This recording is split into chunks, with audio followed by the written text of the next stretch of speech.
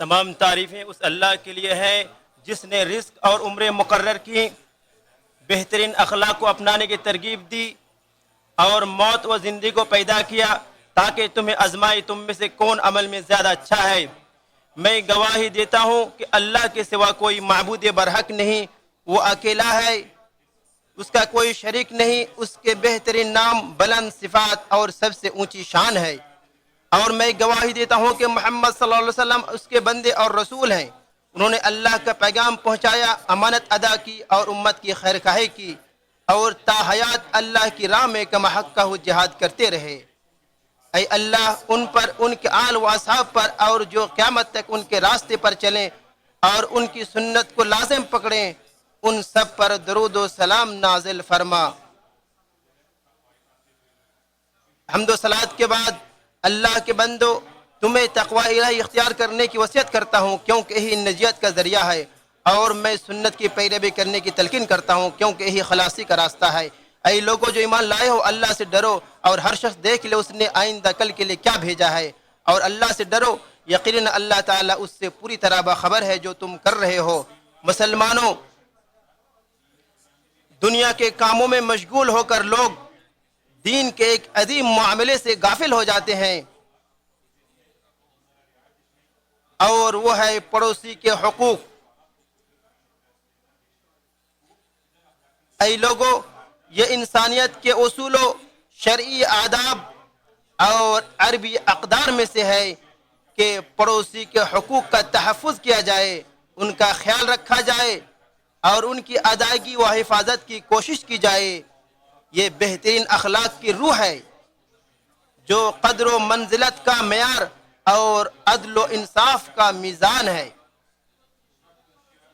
اللہ نے پڑوسی کے ساتھ حسن سلوک کی تلقین کی ہے اور اس کا تاکید حکم دیا ہے۔ ارشاد باری تعالیٰ ہے، اور اللہ کی عبادت کرو، اس کے ساتھ کسی کو شریک نہ کرو، اور ماں باپ کے ساتھ اچھا سلوک کرو، اور قرابت والے کے ساتھ، یتیموں کے ساتھ، مسکینوں کے ساتھ، قرابت والے ہمسائے اور اجنبی ہمسائے اور پہلو کے ساتھی اور مسافر کے ساتھ، اور ان کے ساتھ بھی جن کے مالک تمہارے دائیں ہاتھ ہیں۔ یقیناً اللہ ایسے شخص سے محبت نہیں کرتا جو تکبر کرنے والا، شیخی مارنے والا ہو۔ چنانچہ پڑوسیوں کا احترام کرنا اور ان کے ساتھ احسان کرنا عظیم ترین فرائض میں سے ہے اور شریف لوگوں کے عمدہ صفات میں سے ہے، اور اسلامی معاشرے کی تعمیر و تحفظ کی بنیادوں میں سے ہے۔ جبریل علیہ السلام نے نبی صلی اللہ علیہ وسلم کو پڑوسی کے حق کی تاکید کی اور اس کے بارے میں پرزور حکم دیا، یہاں تک کہ آپ صلی اللہ علیہ وسلم کو گمان ہونے لگا کہ وہ پڑوسی کو وراثت میں حصہ دار بنا دیں گے۔ ابن عمر رضی اللہ عنہ سے روایت ہے کہ رسول اللہ صلی اللہ علیہ وسلم نے فرمایا کہ جبریل علیہ السلام نے مجھے پڑوسی کے بارے میں مسلسل وصیت کرتی رہے، یہاں تک کہ میں گمان کیا کہ وہ اسے وارث بنا دیں گے۔ بخاری و مسلم۔ اللہ کے بندو، اللہ اور آخرت کے دن پر ایمان کے لوازمات اور شرطوں میں سے یہ ہے کہ پڑوسی کا احترام کیا جائے اور اس کے ساتھ حسن سلوک کیا جائے، اسے تکلیف نہ دی جائے اور اس کے ساتھ صبر کیا جائے۔ ابو ہریرہ رضی اللہ عنہ سے روایت ہے کہ رسول اللہ صلی اللہ علیہ وسلم نے فرمایا کہ جو شخص اللہ اور آخرت کے دن پر ایمان رکھتا ہو وہ اپنے پڑوسی کو تکلیف نہ دے، اور جو اللہ اور آخرت کے دن پر ایمان رکھتا ہو وہ اپنے پڑوسی کی عزت کرے، اور جو اللہ اور آخرت کے دن پر ایمان رکھتا ہو وہ اپنے مہمان کی عزت کرے، اور جو اللہ اور آخرت کے دن پر ایمان رکھتا ہو وہ خیر کی بات کرے یا خاموش رہے۔ بخاری و مسلم۔ ایمان کے لوازمات اور شرطوں میں سے یہ بھی ہے کہ انسان اپنے پڑوسی کی حفاظت کرے، کیونکہ کسی کا ایمان اس وقت تک مکمل نہیں ہو سکتا جب تک کہ اس کا پڑوسی اس کی تکلیف، دھوکہ، خیانت اور ظلم و زیادتی سے محفوظ نہ ہو۔ ابو شریح رضی اللہ عنہ سے روایت ہے، نبی صلی اللہ علیہ وسلم نے فرمایا، اللہ کی قسم وہ شخص مومن نہیں، اللہ کی قسم وہ شخص مومن نہیں، اللہ کی قسم وہ شخص مومن نہیں۔ میں نے عرض کیا، اے اللہ کے رسول وہ کون؟ آپ صلی اللہ علیہ وسلم نے فرمایا، جس کا پڑوسی اس کی شرارتوں سے محفوظ نہ ہو۔ صحیح بخاری۔ ایمان کے لوازمات اور شروط میں سے یہ بھی ہے کہ انسان اپنے پڑوسی کے لیے وہی پسند کرے جو اپنے لیے پسند کرتا ہے۔ انس رضی اللہ عنہ سے روایت ہے، نبی صلی اللہ علیہ وسلم نے فرمایا، قسم ہے اس ذات کی جس کے ہاتھ میں میری جان ہے، وہ بندہ اس وقت تک مومن نہیں ہو سکتا جب تک کہ وہ اپنے پڑوسی کے لیے یا فرمائے اپنے بھائی کے لیے وہی پسند نہ کرے جو اپنے لیے پسند کرتا ہے۔ صحیح مسلم۔ اے لوگوں، پڑوسی کے ساتھ حسن سلوک جنت میں داخل ہونے کے اسباب میں سے ہے، اور اس کو تکلیف دینا جہنم میں داخل ہونے کے اسباب میں سے ہے۔ ابو ہریرہ رضی اللہ عنہ سے روایت ہے، ایک شخص نے عرض کیا، اے اللہ کے رسول، فلاں عورت نماز، روزے اور صدقے کی کثرت کے حوالے سے مشہور ہے، مگر وہ اپنی زبان سے اپنے پڑوسیوں کو تکلیف دیتی ہے۔ آپ صلی اللہ علیہ وسلم نے فرمایا وہ جہنمی ہے۔ پھر اس نے عرض کیا، اے اللہ کے رسول، فلاں عورت نماز، روزے اور صدقے کی قلت کے حوالے سے مشہور ہے، اور وہ صرف پنیر کے چند ٹکڑے سے صدقہ کرتی ہے، مگر اپنی زبان سے اپنے پڑوسیوں کو تکلیف نہیں دیتی۔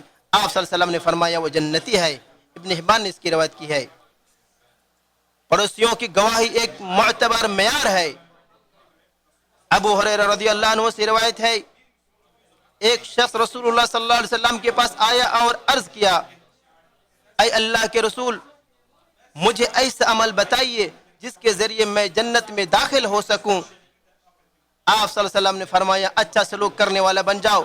اس نے کہا میں کیسے جانوں کہ میں اچھا سلوک کرنے والا ہوں؟ آپ صلی اللہ علیہ وسلم نے فرمایا اپنے پڑوسیوں سے پوچھو، اگر وہ کہے کہ تم اچھے سلوک کرنے والا ہو تو تم اچھے ہو، اگر وہ کہے کہ تم برے ہو تو تم برے ہو۔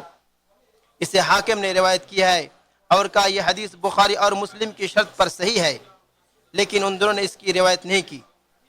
انس بن مالک سے روایت ہے کہ رسول اللہ صلی اللہ علیہ وسلم نے فرمایا، کوئی بھی مسلمان جب فوت ہو جائے اور اس کے قریبی 4 پڑوسیوں ان کی گواہی دے کہ وہ اچھا انسان تھا، تو اللہ تعالیٰ فرماتا ہے میں نے تمہاری گواہی قبول کی اور اس کے ان گناہوں کو بھی معاف کر دیا جن کا تمہیں علم نہیں۔ ابن حبان نے روایت کی۔ میں مردود شیطان سے اللہ کی پناہ مانگتا ہوں، اور اللہ کی عبادت کرو، اس کے ساتھ کسی کو شریک نہ کرو، ماں باپ کے ساتھ اچھا سلوک کرو، اور قرابت والے کے ساتھ، اور یتیموں اور مسکینوں اور قرابت والے ہمسائے اور اجنبی ہمسائے اور پہلو کے ساتھی اور مسافر کے ساتھ، اور ان کے ساتھ بھی جن کے مالک تمہارے دائیں ہاتھ ہیں۔ یقیناً اللہ ایسے شخص سے محبت نہیں کرتا جو اکڑنے والا، شیخی مارنے والا ہو۔ اللہ میرے اور آپ سب کے لیے قرآن کریم اور سنت کو بابرکت بنائے، اور ان میں موجود آیت اور حکمتوں سے ہمیں نفع پہنچائے۔ میں یہیں اپنی بات ختم کرتا ہوں اور اللہ سے اپنی گناہوں کی معافی مانگتا ہوں۔ آپ بھی اللہ سے معافی مانگے، بے شک وہ نہایت بخشنے والا اور رحم کرنے والا ہے۔ اور شکر ہے اس کا، اس کی توفیق اور کرم نوازی پر، اور درود و سلام ہو ہمارے نبی محمد صلی اللہ علیہ وسلم پر، ان کے آل، اصحاب، پیروکاروں اور مددگاروں پر۔ حمد و صلات کے بعد اے لوگو، اللہ کے لیے اپنے پڑوسیوں کے حقوق کا خیال رکھو۔ اللہ کے لیے اپنے پڑوسیوں کے حقوق کا خیال رکھو۔ ان فرائض اور حقوق کو ادا کرو جو اللہ نے تم پر فرض کیے ہیں، اور پڑوسیوں کے ساتھ اچھا سلوک کرو۔ ان کی عزت و حرمت کا لحاظ رکھو اگرچہ وہ زیادتی کرے۔ جان لو کہ پڑوسی کے حقوق میں سے یہ ہے کہ ان پر صبر کیا جائے، ان کی تکلیف کو برداشت کیا جائے، ان کی عزت، حرمت اور مسرات سے نگاہیں نیچی رکھی جائیں، ان کی لغزشوں اور خطاؤں سے درگزر کیا جائے، اور ان کی غلطیوں کی ٹوہ نہ لگائی جائے۔ پڑوسی کے حقوق میں سے یہ بھی ہے کہ اسے تکلیف نہ دی جائے، کیونکہ جو اپنے پڑوسی پر زیادتی کرے گا وہ اپنے گھر کی برکت سے محروم ہوگا، اور گھر کی قدر و قیمت پڑوسی کی قدر و قیمت کے اعتبار سے ہوتی ہے۔ ہم اللہ سے اپنی مستقل رہائش کے برے پڑوسی سے پناہ مانگتے ہیں، جس کی آنکھ خیانت کرے اور کان چوری چھپے باتیں سنے، اگر بھلائی دیکھے تو اسے چھپا لے اور برائی سنے تو اسے پھیلا دے۔ ہم پڑوسی کی برائی سے پناہ مانگتے ہیں۔ پڑوسی کے حقوق میں سے یہ بھی ہے کہ ملاقات کے بعد اسے سلام کیا جائے، بیماری کی حالت میں اس کی عیادت اور تیمارداری کی جائے، مصیبت کے وقت اس سے تعزیت اور ہمدردی کی جائے، اس کے راز کو فاش نہ کیا جائے، اس کی پردہ دری نہ کی جائے، اس کے راز کو فاش نہ کیا جائے، اور اس کی ٹوہ نہ لگائی جائے۔ پڑوسی کے ان تمام حقوق کا خیال رکھو جن کی اللہ نے حد بندی کی ہے اور ان کی پاسداری کا حکم دیا ہے۔ صحت کے وقت خوش ہو کر اس کی زیارت کرو، اور بیماری کے وقت اس کی عیادت کرو۔ ابو ذر رضی اللہ عنہ سے روایت ہے کہ رسول اللہ صلی اللہ علیہ وسلم نے فرمایا اللہ 3 لوگوں کو پسند کرتا ہے اور 3 کو ناپسند کرتا ہے، اور ان میں سے جنہیں اللہ پسند کرتا ہے آپ صلی اللہ علیہ وسلم نے فرمایا کہ ایک ایسا شخص جس کا برا پڑوسی اسے تکلیف دیتا ہے اور وہ اس کی تکلیف پر صبر کرتا ہے یہاں تک کہ اللہ اس سے کفایت کر دے۔ حاکم۔ اور پڑوسی کے حقوق میں سے یہ بھی ہے کہ اس کے ساتھ حسن سلوک کیا جائے، اس کے حالات کی خبر گیری کی جائے، اس سے تعلق اور محبت رکھی جائے اور اس کی مدد کی جائے۔ ابو ذر رضی اللہ عنہ سے روایت ہے رسول اللہ صلی اللہ علیہ وسلم نے فرمایا اے ابو ذر، جب تم شوربہ بناؤ تو اس کا پانی زیادہ کرو اور اپنے پڑوسیوں کا بھی خیال رکھو۔ مسلم نے اسے روایت کی۔ اے مسلمان بہنوں، اللہ کے لیے تم بھی اپنے پڑوسیوں کا خیال رکھو۔ تم میں سے کوئی عورت اپنے کسی پڑوسن کے لیے بھی کسی چیز کو ہدیہ دینے کو حقیر نہ سمجھے، ہاں بکری کا پایا کیوں نہ ہو۔ ابو ہریرہ رضی اللہ عنہ سے روایت ہے کہ رسول اللہ صلی اللہ علیہ وسلم فرمایا کرتے تھے اے مسلمان عورتوں، تم میں سے کوئی عورت اپنی کسی پڑوسن کے لیے کسی چیز کو دینے میں حقیر نہ سمجھے، ہاں بکری کا پایا ہی کیوں نہ ہو۔ بخاری و مسلم۔ اے اللہ کے بندو، پڑوسی کا حق اس کے قرب اور دوری کے لحاظ سے مزید بڑھ جاتا ہے۔